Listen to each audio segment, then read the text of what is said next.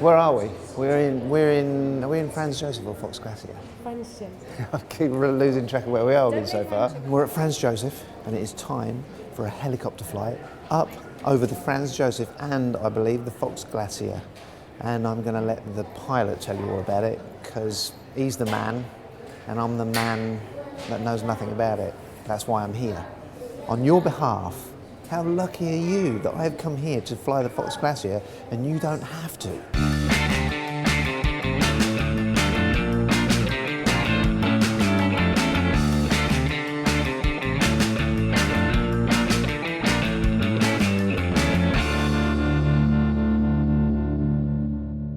This next part of the road trip is beautiful and big, and as we've discovered, there's always something random on the way.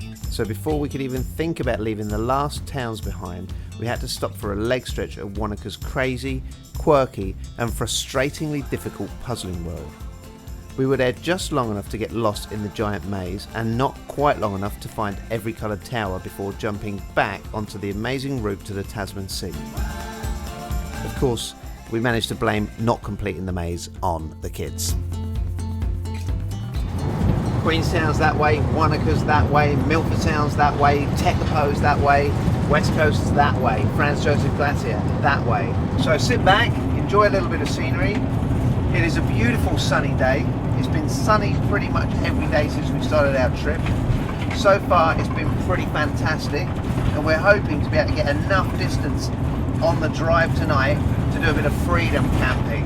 And the next time I see you, I'll probably be, I don't know, how high does a helicopter go, Lou? No idea. The next time you see us, we'll be 1,000 feet in the air, looking down on a beautiful glacier, weather permitting. See you up there.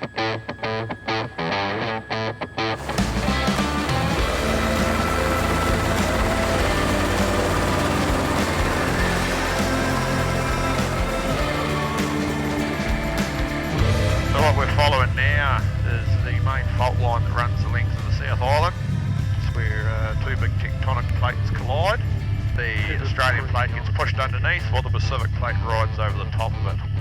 And that's what gives us the Southern Alps. Second fastest growing mountain range in the world, number 2 to the Himalayas. And it's growing about the same speed as your fingernails grow.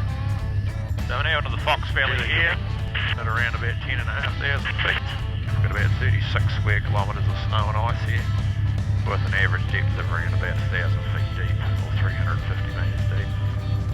Receiving about 40 metres of snow per year, and the time frame from snow falling at the top to ice melting at the bottom is around about 130 years. Righto, we'll lose some height here and we'll head down and land in the snow.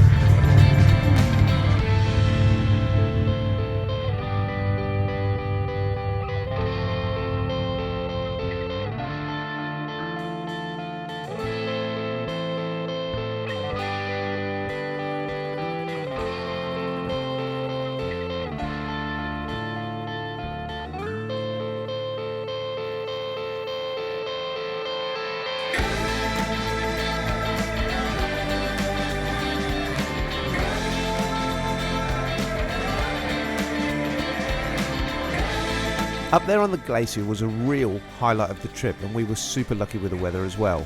As soon as we were back in town, in fact, it started raining, which isn't too surprising I guess, as this coastline gets around 270 days of rain a year. So no point hanging around then, and we headed off up north on a stormy adventure.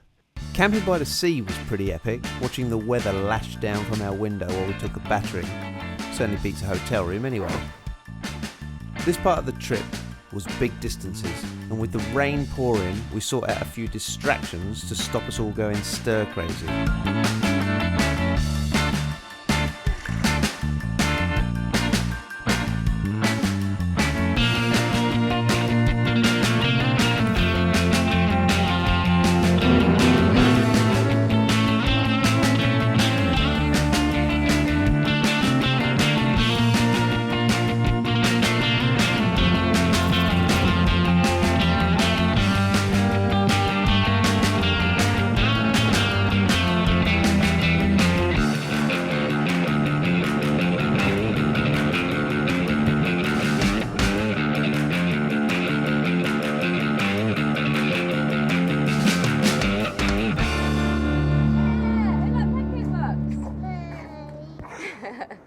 I'm sounding a bit unsure.